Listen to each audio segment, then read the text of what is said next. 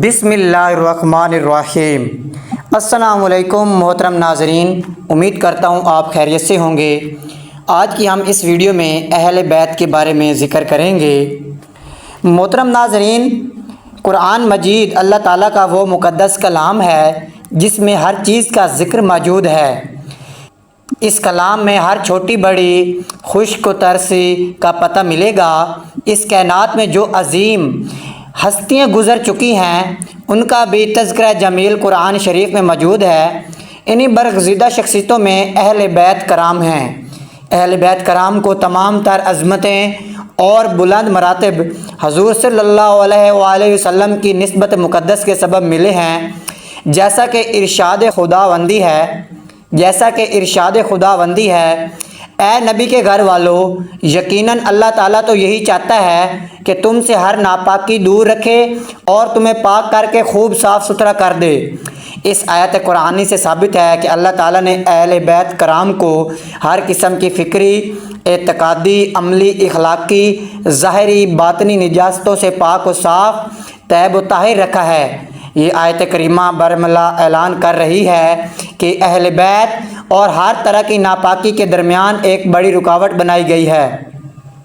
نہ اہل بیت اس کے قریب جاتے ہیں اور نہ برائی ان کے قریب آ سکتی ہے، کیونکہ اہل بیت کو پاک و صاف رکھنے کا ارادہ کسی بندے کا نہیں بلکہ یہ رب کائنات کا منشا وار ارادہ ہے، اور ارادہ خداوندی کو کوئی روک نہیں سکتا۔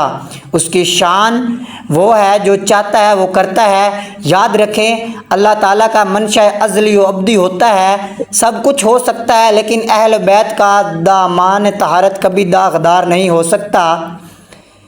ام المومنین سید ام سلمہ رضی اللہ تعالی عنہ بیان فرماتی ہیں، جس وقت سرور دو عالم صلی اللہ علیہ وآلہ وسلم میرے حجرے میں رونق افروز تھے، اس وقت یہ آیت کریمہ نازل ہوئی، اے حبیب پاک صلی اللہ علیہ وآلہ وسلم کے گھر والوں، بے شک اللہ تعالیٰ یہی چاہتا ہے کہ ہر گندگی کو تم سے دور رکھے اور تمہیں مکمل پاکیزگی عطا فرمائے۔ جب یہ آیت کریمہ نازل ہوئی تو حضور اکرم صلی اللہ علیہ وآلہ وسلم نے حضرت سیدہ فاطمہ الزہرا سلام اللہ علیہا، حضرت علی المرتضیٰ شیر خدا رضی اللہ تعالی عنہ، حضرت حسن رضی اللہ تعالی عنہ اور حضرت حسین رضی اللہ تعالی عنہ کو یاد فرمایا۔ پھر حضور پاک صلی اللہ علیہ وسلم نے فرمایا، یہ میرے اہل بیت ہیں۔ ام المومنین حضرت ام سلمہ رضی اللہ عنہ نے عرض کیا، یا رسول اللہ صلی اللہ علیہ وآلہ وسلم، کیا میں اہل بیت سے نہیں ہوں؟ سرکار نے فرمایا، کیوں نہیں، تم بھی انشاءاللہ اہل بیت سے ہو۔ اہل بیت کرام سے محبت رکھنا چونکہ ہر مسلمان کے لیے ضروری ہے، اس لیے ان کا ذکر نماز جیسی عظیم عبادات کا حصہ قرار دیا گیا ہے۔ روزہ، زکوٰۃ، حج اور صدقات و خیرات ایسے اعمال ہے کہ ہر مسلمان ہر دن ان اعمال کو انجام نہیں دیتا۔ بیمار افراد روزہ نہیں رکھ سکتے، تنگ دست لوگ زکوٰۃ ادا نہیں کرتے، صاحب استطاعت کے لیے زندگی میں صرف ایک مرتبہ حج فرض ہے، جبکہ منظور خداوندی یہ ہے کہ اہل بیت اطہار کا ذکر منتقع نہ ہو، ان سے محبت کا اظہار ہر مسلمان کی جانب سے بار بار ہوتا رہے، لہٰذا ان کا ذکر نماز میں رکھ دیا گیا ہے۔ اور نماز میں اہل بیت کا ذکر اس طرح شامل کیا گیا ہے کہ نماز میں درود شریف پڑھنا سنت قرار دیا گیا، اور جس درود شریف میں اہل بیت کرام پر درود نہ پڑھا جائے وہ درود بار الہی بارگاہ مصطفیٰ میں نامقبول ہے۔ برادران اسلام، ہر مسلمان کے لیے جب نماز میں اہل بیت کرام پر درود شریف پڑھنے کا حکم موجود ہے تو سوال یہ پیدا ہوتا ہے کہ نماز میں ان پر درود شریف کیسے بھیجا جائے۔ یہی سوال جب صحابہ کرام نے حضور صلی اللہ علیہ وآلہ وسلم سے دریافت کیا تو آپ نے فرمایا کہ مجھ پر اور میری آل پر درود پڑھو۔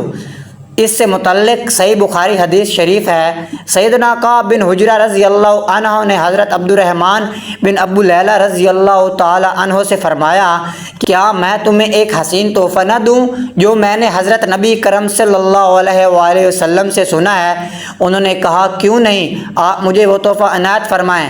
تب آپ نے فرمایا کہ ہم نے حضرت رسول صلی اللہ علیہ وآلہ وسلم سے دریافت کیا، ہم نے عرض کیا، یا رسول اللہ صلی اللہ علیہ وآلہ وسلم، اہل بیت کرام پر کیسے درود بھیجیں؟ اللہ تعالیٰ نے ہمیں سلام پیش کرنے کا طریقہ تو سکھا دیا، تو حضور صلی اللہ علیہ وسلم نے ارشاد فرمایا اس طرح پڑھو، اے اللہ درود نازل فرما ہمارے سردار محمد مصطفیٰ صلی اللہ علیہ وسلم پر اور آپ کی آل پر، جیسا کہ تو نے درود نازل فرمایا حضرت سیدنا ابراہیم علیہ الصلاۃ والسلام پر اور آپ کی آل پر، بے شک تو تعریف کے لائق بزرگ ہے۔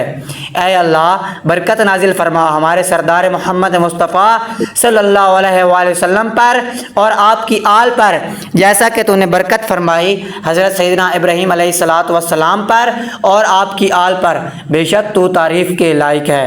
بہت سی حدیث سے اہل بیت کی تشخیصوں، مذکورہ حدیث سے اہل بیت کی شخصیتوں کو اہل زمین کے لیے امان قرار دیا، یعنی ان حضرات کا وجود عذاب الہی سے قوم کو بچاتا ہے۔ اس طرح اہل بیت کرام کا ذکر اور ان کے مبارک نام جسمانی امراض و روحانی بیماریوں سے محفوظ رکھتے ہیں۔ ان کے ناموں سے برکت سے جنون و دیوانگی جیسا مرض بھی رخصت ہو جاتا ہے، جیسا کہ روایات ہے سیدنا علی بن ابو طالب رضی اللہ تعالیٰ عنہ سے روایت ہے کہ حضور اکرم صلی اللہ علیہ وسلم نے ارشاد فرمایا دل سے یقین رکھنے، زبان سے اقرار کرنے اور فرائض کی ادائی کا نام ایمان ہے۔ اس حدیث شریف کے راوی حضرت ابو صلحۃ حروی رضی اللہ تعالیٰ فرماتے ہیں اگر اس حدیث شریف کی سند کسی مجنون شخص پر پڑھ کر دم کی جائے تو وہ مرض جنون سے نجات پا جائے۔ حضرات محترم، دین اسلام میں تعلیم اور تربیت دونوں کی بڑی اہمیت ہے۔ والدین کی اہم ترین ذمہ داریوں میں اولاد کی پرورش کرنا، تربیت اولاد کی اساس 3 امور پر رکھی گئی ہے۔ پہلا امور یہ ہے کہ حضور اکرم صلی اللہ علیہ وآلہ وسلم کی محبت، دوسرا امور اہل بیت کرام کی محبت اور تیسرا قرآن کریم کی تلاوت۔ جیسا کہ حدیث شریف میں ہے تم اپنی اولاد کو 3 باتوں کی تربیت کرو، اپنے نبی اکرم صلی اللہ علیہ وسلم کی محبت، آپ کی اہل بیت اطہار کی محبت اور قرآن مجید کی محبت۔ اہل بیت اطہار کے ساتھ حسن سلوک کرنے کا بدلہ۔ محترم ناظرین، انسان کی فطرت یہ ہے کہ وہ احسان کرنے والے کے دل کی گہرائی کے ساتھ شکر گزار رہتا ہے اور اس سے ممکن ہو تو احسان کا کوئی بدلہ بھی دیتا ہے۔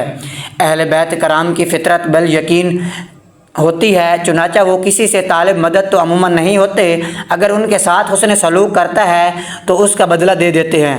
بالفرض وہ بدلہ نہ دے تو سید کائنات صلی اللہ علیہ وسلم نے اپنے ذمہ لیا ہے کہ کل بروز حشر اس شخص پر انعام کی بارش فرمائیں گے جس نے دنیا میں اہل بیت کی خدمت کی، جیسا کہ امام طبرانی کی معجم میں روایت ہے۔ سیدنا ابان بن عثمان رضی اللہ عنہ سے روایت ہے، انہوں نے فرمایا کہ میں نے حضرت عثمان بن عفان رضی اللہ عنہ کو فرماتے ہوئے سنا کہ حضور اکرم صلی اللہ علیہ وآلہ وسلم نے ارشاد فرمایا جس شخص نے اولاد عبد المطلب میں سے کسی کے ساتھ کوئی اچھا معاملہ کیا اور انہوں نے دنیا میں اس کا بدلہ نہ دیا تو بروز قیامت جب وہ میری خدمت میں حاضر ہوگا تو اس کا بدلہ میرے ذمہ کرم پر ہے۔ اہل بیت کرام کی بے حرمتی معجب لعنت و ہلاکت۔ اہل بیت کرام وہ مقدس و پاک باز ہستیاں ہیں کہ جن کی بے حرمتی معجب لعنت و ہلاکت ہے، جیسا کہ حدیث شریف میں ہے حضور اکرم صلی اللہ علیہ وسلم نے ارشاد فرمایا 6 افراد ایسے ہیں جن پر میری لعنت ہے، اللہ تعالیٰ کی لعنت ہے اور ہر نبی کی دعا قبول ہوتی ہے۔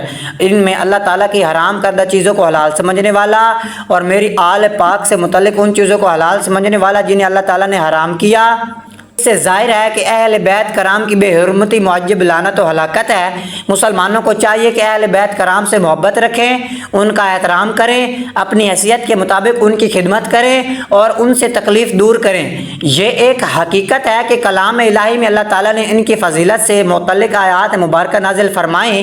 حضور پاک صلی اللہ علیہ وآلہ وسلم نے ان کی عظمت میں بے شمار ارشادات فرمائے اور آگاہ فرما دیا کہ ان سے وابستگی ایمان و عقیدہ میں کمال کی دلیل ہے۔ اللہ تعالیٰ ہمیں حضرات صحابہ کرام اور حضرات اہل بیت اعظام کی کامل محبت عطا فرمائے اور ان کی اتباع و پیروی کے ذریعے دنیا و آخرت میں ہمیں کامیاب و کامران بنائے۔ حضرات محترم، اللہ تعالیٰ نے حضور اکرم صلی اللہ علیہ وسلم کے ذریعے ہمیں دولت ایمان نعمت اسلام سے سرفراز فرمایا۔ حضور اکرم صلی اللہ علیہ وسلم نے ہمیں اسلام کے احکام بتلائے، قرآنی آیات سکھائیں، دین کی تمام تر تفصیلات بتلا دیں، لیکن آپ نے اسلام کی تبلیغ پر اور احکام کو پہچاننے کے لیے ہم سے کوئی بدلہ و عیض نہ پایا، نہ چاہا۔ البتہ اہل بیت اطہار رضی اللہ تعالی عنہ سے محبت کا حکم فرمایا، جیسا کہ ارشاد الہی ہے، اے حبیب آپ فرما دیجئے میں تم سے اس پر کچھ اجر نہیں چاہتا، باجز قرابت داروں کی محبت کیجئے۔ اے حبیب صلی اللہ علیہ وسلم آپ فرما دیجئے میں تم سے اس پر کچھ اجر نہیں چاہتا، باجز قرابت داروں کی محبت کیجئے۔ سیدنا عبداللہ بن عباس رضی اللہ عنہ سے روایت ہے، فرماتے ہیں کہ حضور اکرم صلی اللہ علیہ وآلہ وسلم نے ارشاد فرمایا، اللہ سے محبت کیا کرو کیونکہ وہ تمہیں اپنی نعمتوں سے سرفراز فرماتا ہے، اور اللہ کی محبت کی خاطر مجھ سے محبت کیا کرو، اور میری محبت کی خاطر میرے اہل بیت سے محبت کیا کرو۔ اس لیے محترم ناظرین، ہمیں چاہیے کہ ہمیں اہل بیت سے محبت رکھنی چاہیے، کیونکہ اہل بیت سے محبت حضور سے محبت ہے، اور حضور سے محبت اللہ سے محبت ہے۔ محترم ناظرین، اللہ تعالیٰ کے کرم و انعام فضل و احسان کا تقاضا یہ ہے کہ اس کے حقیقی محبت کی جائے، اور اللہ کی محبت حاصل کرنے کے لیے سرکار دو عالم صلی اللہ علیہ وسلم سے محبت کی جائے، اور حبیب پاک صلی اللہ علیہ وسلم کی محبت کے حصول کے لیے آپ کے اہل بیت اطہار سے محبت کی جائے۔